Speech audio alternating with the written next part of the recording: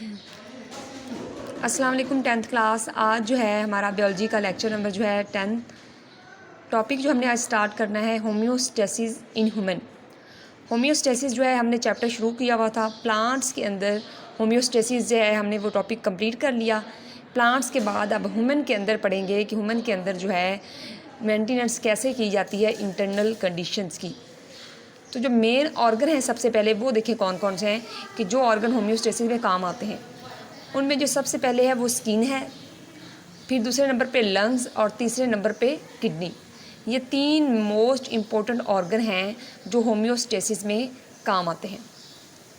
सबसे पहले अगर हम बात करते हैं स्किन की, जो हमारी जिल्द होती है, जो पूरी बॉडी का जो है लार्जेस्ट जो है हमारा स्किन जो है ऑर्गन है, हर जगह मौजूद है, हमारे बॉडी के तमाम पार्ट्स को इसने कवर किया हुआ है। तो इसका क्या रोल है, ये क्या रोल प्ले करती है होम्योस्टेसिस के अंदर, वो देखते हैं हम। Human skin consist of 2 layers. हमारी स्किन की 2 लेयर्स होती हैं, 2 तह हैं इसकी।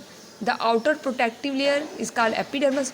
जो बाहर वाली स्किन की लेयर होती है जो हमें नज़र आ रही है, इसको बोलते हैं एपिडर्मस। एपी मीन अपर होता है, तो ये एपिडर्मस हमारी आउटर लेयर है। इसके नीचे इनर लेयर होती है, उसको सिर्फ डर्मस बोलते हैं।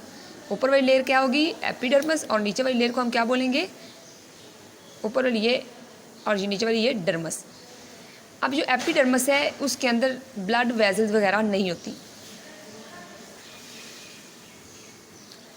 आउटर लेयर के ऊपर जो है ब्लड वेजल्स जो हैं वो नहीं होती हैं, जिसकी वजह से कि अगर आपको स्किन के ऊपर हल्की सी कोई खराश वगैरह आती है तो आपको इतनी चोट नहीं लगती है और आप जो हैं वो ब्लड वगैरह जो है आपका उसमें से रिलीज़ नहीं होता।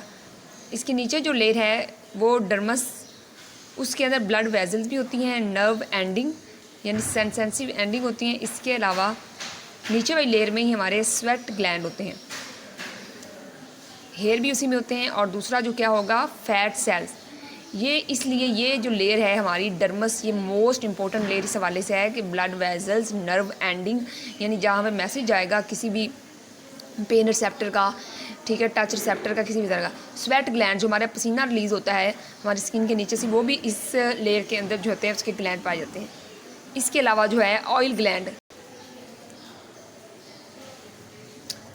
हेयर्स की जो रूट होती है वो भी यहाँ पे होती है, और फैट सेल्स भी हमारी सारे इसी लेयर के अंदर मौजूद होते हैं। अब अगर हम इसकी फंक्शंस की बात करें कि स्किन क्या फंक्शन जो है जो करती है प्ले, वो देखें रोल इसका क्या है। Skin perform important role in the regulation of body temperature. Body temperature को रेगुलेट या मेंटेन करने में इसका सबसे अहम किरदार है। अब ये किस तरीके से ये काम करती है वो हमने देखना है। सबसे पहले वो कहते हैं the thin layer of fat cells in the dermis. Dermis के अंदर हमने अभी पढ़े कि फ़ैट सेल्स वहाँ पे होते हैं, तो वो कहते हैं जो थिन लेयर होती है उसके अंदर जो फैट सेल्स होते हैं वो क्या होंगे, इंसुलेट द बॉडी। वो इंसुलेशन का काम करते हैं, इंसुलेट बॉडी। इंसुलेशन क्या चीज़ होती है, एक ऐसा कोई चीज़ जिसके अंदर हीट जो होती है वो उसकी आउटसाइड या बाहर इनसाइड जो है वो ना जो है रिलीज़ हो सके। Number 2, small muscles are attach to the hairs. हमारे जो हेयर्स होते हैं बॉडी के अंदर, इनके नीचे स्मॉल मसल्स होते हैं। तो जब वो मसल्स कॉन्ट्रैक्ट होते हैं तो ये बनाते हैं गूस बम्प्स। गूस बम्प्स क्या होते हैं, वो जिनको हम कहते हैं कि रोंगटे खड़े हो जाना। हमारे जो हेयर्स हैं सर्दी में या डर की वजह से बिल्कुल वो सीधे हो जाते हैं, तो इनको हम गूस बम्प्स बोलते हैं। अब ये सीधे क्यों होते हैं, क्योंकि जो स्मॉल मसल्स होते हैं हेयर के साथ अटैच, उनकी कॉन्ट्रैक्शन होती है, और उनकी कॉन्ट्रैक्शन से बच्चों ये जो होते हैं हमारे गूस बम्प्स बनते हैं, रोंगटे खड़े हो जाते हैं। ऐसा कब होता है, खौफ की वजह से ऐसा होता है, या चील जब आपको सर्दी लगती है तब ऐसा होता है। इन सिचुएशन में ये गूस बम्प बनते हैं। तो ये इंसुलेटिंग जो होती है एक बना देते हैं, ब्लैंकेट बनाते हैं। It creates an insulating blanket of the warm air. तो ये सर्दी में इसीलिए खड़े होते हैं ताकि हम सर्दी से बचा सकें। तो इंसुलेटिंग ब्लैंकेट प्रोवाइड करेंगे जिसकी वजह से हीट वगैरह जो है इंटरनल जो है मेंटेन रहेगी। फिर इसका थर्ड हम देखें तो वो कहते हैं स्किन कूलिंग इफेक्ट भी प्रोड्यूस करती है, provide cooling effect to body. कैसे कूलिंग इफेक्ट करतेगी, जब हमें पसीना आता है, स्वेट ग्लैंड प्रोड्यूस स्वेट। जब पसीना आएगा तो वो पसीना जो होता है वो इन्वायरमेंट में हवा की वजह से वेपर बन के जो है फ्लाई करता है, वेपर बन के जो है एस्केप होगा। जब वो वेपर बन के जाता है तो वो बॉडी की हीट भी साथ में अपने ले जाता है, ठीक है। तो इसकी वजह से फिर बाद में हमें कूलिंग इफेक्ट जो है फील होता है। इसकी कॉमन एग्जांपल एक ये भी है कि जब पसीना आता है तो उसके बाद आप पंखे के नीचे जाएं तो आपको ठंडक महसूस होती है, क्योंकि वो जो है पंखे की हवा की वजह से और बॉडी के टेम्परेचर की वजह से वो जो पसीने के होंगे, कतरे होंगे, ड्रॉपलेट्स होंगे, वो एस्केप आउट हो जाएंगे, उठ जाएंगे और फिर जो है पीछे कूलिंग इफेक्ट छोड़ेंगे। इसके अलावा स्वेट आल्सो रिमूव, तो पसीने के में अंदर मेटाबॉलिक वेस्ट हमारे जो होते हैं वो water and salt, urea and uric acid, ये भी पसीने के अंदर जो है वो रिलीज़ होते हैं। जो हमारा स्वेट होता है वो सॉल्टी होता है, वो सॉल्टी इस वजह से होता है कि एक्स्ट्रा वाटर और जो साल्ट वगैरह होता है उसके ज़रिए बॉडी से रिलीज़ हो रहा होता है। तो ये हमारे स्किन के फंक्शन थे। नेक्स्ट हमारा लंग्स जो है वो सेकेंड होम्योस्टेसिस ऑर्गन है। अब लंग्स के ज़रिए हमें पता है, हमने पहले चैप्टर के अंदर पढ़ लिया था, लंग्स का जो मेन फंक्शन है वो क्या होता है कि इसके ज़रिए जो होती है यहाँ पे गैसियस एक्सचेंज होता है, कार्बन डाइऑक्साइड बॉडी से बाहर निकाली जाती है और ऑक्सीजन जो होती है उसको बॉडी के अंदर जो है लेकर जाया जाता है और ब्लड को दी जाती है। तो lungs remove the waste carbon dioxide, इस तरह ये एक्स्ट्रा कार्बन डाइऑक्साइड को रिमूव करके होम्योस्टेसिस का किरदार अदा करते हैं। Its concentration in the blood. Our cell कैसे प्रोड्यूस होती है पता है, हम पीछे पढ़ चुके हैं, फिर मैं रिपीट कर देती हूँ। हमारे सेल जो होते हैं produce carbon dioxide through cellular respiration.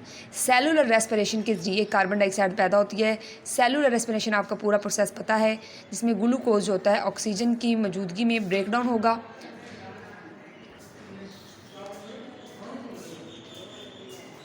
Cellular respiration में हमने देखा था कि जो ग्लूकोज हमारा आता है वो ऑक्सीजन की मौजूदगी में ब्रेक डाउन होता है, उससे एनर्जी रिलीज़ होती है और साथ में फिर कार्बन डाइऑक्साइड रिलीज़ होती है।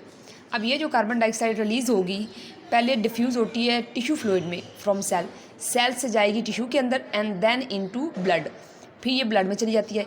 यही ब्लड जो होता है पल्मोनरी आर्टरी के ज़रिए और हार्ट से होता हुआ पल्मोनरी आर्टरी के ज़रिए जो होता है वो जाता है लंग्स तक। लंग्स में ये कार्बन डाइऑक्साइड जो होती है वो निकाल दी जाती है, वहाँ पे ब्लड से निकाल ली जाएगी और लंग्स में डाल दी जाती है और फिर यहाँ से वो पूरे हमारे रक्त के ज़रिए जो लंग्स के ऊपर हम सीधा वापस आएँ तो ब्रोंक्यूल्स, ब्रोंकाई, ट्रेकिया और फिर जो है लेरिंक्स और फिर नोज़ के ज़रिए जो होती है वो बॉडी से आउटसाइड रिलीज़ हो जाती है। फिर जो है किडनी है। किडनी हमारा एक मोस्ट इंपॉर्टेंट जो है होम्योस्टेसिस ऑर्गन है। किडनी क्या करती है, ब्लड को फिल्टर करती है एंड प्रोड्यूस यूरिन। जो हमारे वेस्ट मटेरियल वगैरह होते हैं वो बर्न जो होते हैं तो वो उसको फ़िल्टर करके ब्लड को फ़िल्टर करती है और यूरिन बनाती है।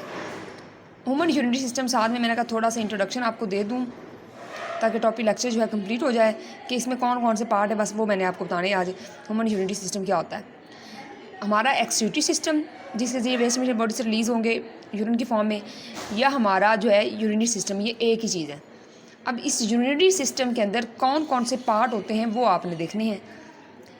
It consist of one pair of kidney, kidney का एक पेयर होता है इसके अंदर, a pair of ureter, a urinary bladder and urethra, और यूरिथ्रा इसके अंदर होता है। ये चीज़ें इसके अंदर जो हैं ये देखें ज़रा, ये स्ट्रक्चर मैंने इसके ड्रॉ किए हैं। पेयर ऑफ किडनी, दो किडनी है, किडनी से नीचे ये लंबी जो ट्यूब्स आ रही हैं दो, इधर ये यूरिटर्स हैं और ये यूरिनरी ब्लेडर है और ये लास्ट पार्ट क्या होगा, यूरिथ्रा होगा।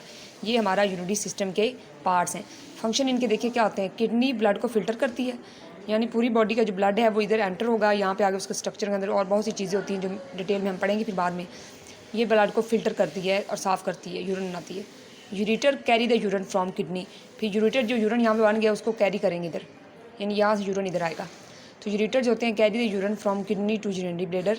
ये जो यूरिटर हैं पेयर दो हैं यूरिटर, ये दोनों किडनी से यूरिन को लेंगे और फिर लाते हैं उनको अगले पार्ट तक जो कि यूरिनरी ब्लेडर है। यूरिनरी ब्लेडर क्या करता है, temporary store the urine and then release it from the body. ये हमारा यूरिनरी ब्लेडर जिसको मसाना भी कहते हैं, यहाँ जो होता है यूरिन जो होता है वो स्टोर रह सकता है, यानी ये इंसान के कंट्रोल में भी होता है कि कुछ टाइम के लिए हम अपने यूरिन को अंडर कंट्रोल कर सकते हैं, लेकिन इसको ज़्यादातर अंडर कंट्रोल नहीं करना चाहिए। इसके भी बहुत से जो होती हैं स्वेयर कंडीशन या क्रिटिकल कंडीशन सामने आ जाती हैं अगर इसको हद से ज़्यादा कंट्रोल किया जाए तो यहाँ पे टेम्परेरी यूरिन स्टोर होता है। और फिर इसके बाद ये नीचे ये पार्ट वाला ये जो हिस्सा है ये यूरिथ्रा है।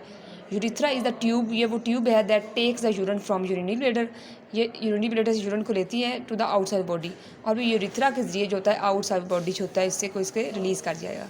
ये सारे पार्ट जो है यहाँ पे सेम होते हैं मेल और फीमेल के अंदर, लेकिन यूरिथ्रा की जो होती है ओपनिंग होती है वो दोनों की आउटसाइड अलग अलग खुलती है।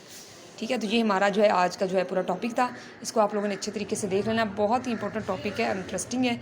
इसी तरह आप लोगों ने डायग्राम्स और जो मैंने पॉइंट्स बनाए हैं उनके ज़रिए इसको याद करना है अच्छे तरीके से, पॉइंट्स, स्किन के फंक्शन ये सारे देख लेना है। कल इंशाल्लाह जो है हम नेक्स्ट लेक्चर जो है अपना स्टार्ट करेंगे। ओके, अल्लाह हाफिज़।